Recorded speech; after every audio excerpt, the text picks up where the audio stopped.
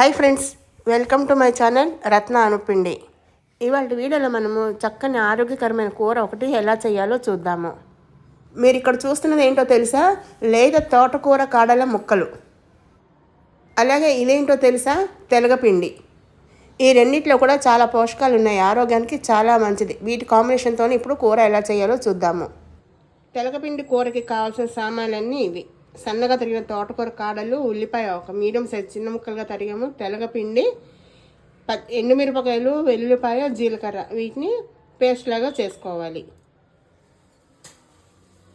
ఇప్పుడు లేత తోటకూర తీసుకోవాలి. తీసుకుని శుభ్రంగా 2-3 సార్లు కడిగిన తరువాత కాడలు, ఆకులు వేరువేరుగా సన్నగా తరుక్కోవాలి. వీడియోలో చూపించినట్టుగా.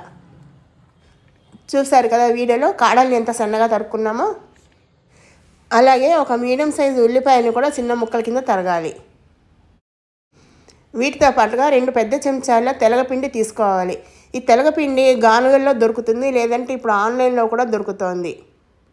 ఇప్పుడు వెల్లుల్లిపాయ, జీలకర్ర, మిరపకాయలు ఈ 3 కలిపి పేస్ట్ లాగా చేసుకోవాలి.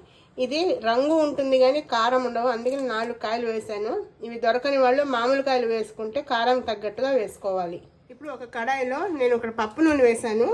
పప్పు నూనె వేసి వేడెక్కిన తర్వాత పోపు వేయాలి. మినప్పప్పు, ఆవాలు.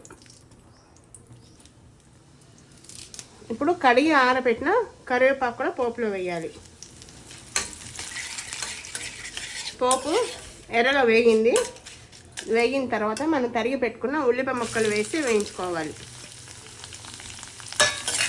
ఉల్లిపాయ వేసాం కదా, కొంచెం పంచదార వేసామంటే తొందరగా మెత్తబడుతుంది.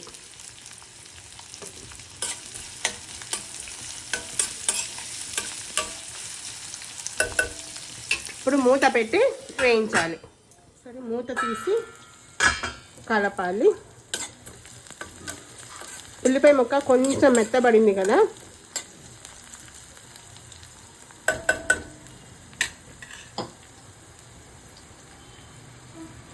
ఇప్పుడు మన సన్నగా తరిగి పెట్టుకున్న తోటకూర కాడ ముక్కల్ని వేసేయాలి.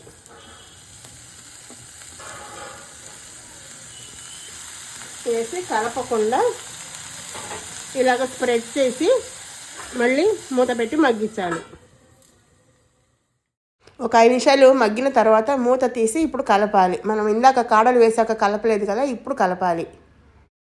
ఇలా బాగా కలిసిన తర్వాత మళ్ళీ మూత పెట్టి 5 నిమిషాలు సిమ్లో మగ్గించుకోవాలి. మళ్ళీ ఒక్కసారి మూత తీసి కలుపుదాము. ఇప్పుడు ఇందులో కొంచెం పసుపు వేయాలి.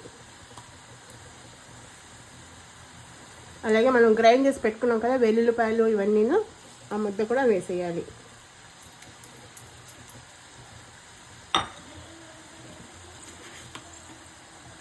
అలాగే రుచికి సరిపడా ఉప్పు కూడా వేయాలి.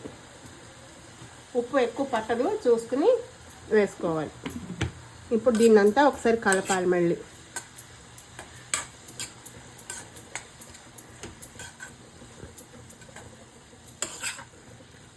కొంచెం అవసరం అనుకుంటే నూనె వేసుకోవచ్చు. ఇలాంటి కూరలకి కొంచెం నూనె పడితేనే బాగుంటుంది. కొంచెం మగ్గిన తర్వాత మనం వేసిన నూనె తేలుతుంది, అందుకు చూసి కావాలంటే వేసుకుందాము. ఇలా మధ్య మధ్యలో మూత తీసి కలుపుతూ ఉండాలి. లేత తోటకూర కాడాలి కాబట్టి తొందరగానే మగ్గిపోతుంది. ఇప్పుడు ఆల్రెడీ కొంచెం మెత్తబడింది. ఇప్పుడు కావాలంటే మనము తోటకూర సన్నగా తరిగాం కదా, కాడలు తరిగిన తర్వాత ఆకులు ఉంది కదా, ఈ ఆకులు కూడా మన ఇష్టం వేసుకోవచ్చు. కావాలంటే వేసుకోవచ్చు, లేకపోతే లేదు. నేనైతే కొంచెం వేస్తున్నాను, ఇంకా కావాలంటే కూడా వేసుకోవచ్చు.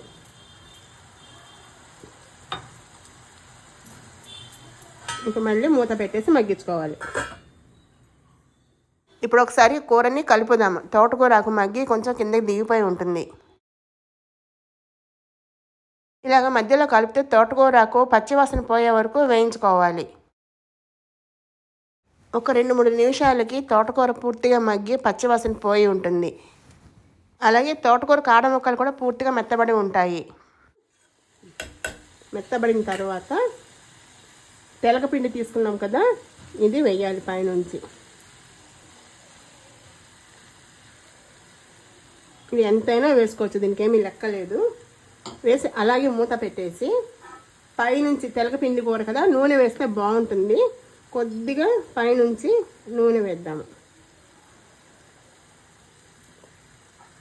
వేసి మూత పెట్టేసి మగ్గించాలి. 3-4 నిమిషాలు మగ్గిన తర్వాత మూత తీసి చూస్తే ఆ తెలగపిండి చక్కగా మగ్గి ఉంటుంది. అంటే తోటకూరలో ఉన్న తడికి ఆవిరికి బాగా మగ్గి ఉంటుంది. ఇప్పుడు ఒకసారి అంతా బాగా కలిసేలాగా కలుపుకోవాలి. ఈ స్టేజ్లో ఒకసారి ఉప్పు కారం సరి చూసుకోండి. ఏది తక్కువ అయినా కూడా ఇప్పుడే అడ్జస్ట్ చేసుకోవాలి. ఈ తెలగపిండితోటి రకరకాల వంటలు చేసుకోవచ్చు. ఎప్పుడు వాడని వాళ్ళు ఎవరన్నా ఉంటే ఒకసారి తప్పకుండా ట్రై చేయండి. పిల్లలకి పెడితే చాలా మంచిది. ఒకసారి మధ్య మధ్యలో కలుపుతూ ఉండాలి. ఎందుకంటే తెలగపిండి వేసాం కదా, వేసాక కలపకపోతే కింద అంటుకుంటుంది. చక్కగా పొడి పొడిగా వచ్చింది కదా. ఇంక ఇది మగ్గింది అనుకుంటే స్టవ్ కట్టేయచ్చు, లేదా ఇంకొక 2 నిమిషాలు ఉంచుకోవాలి.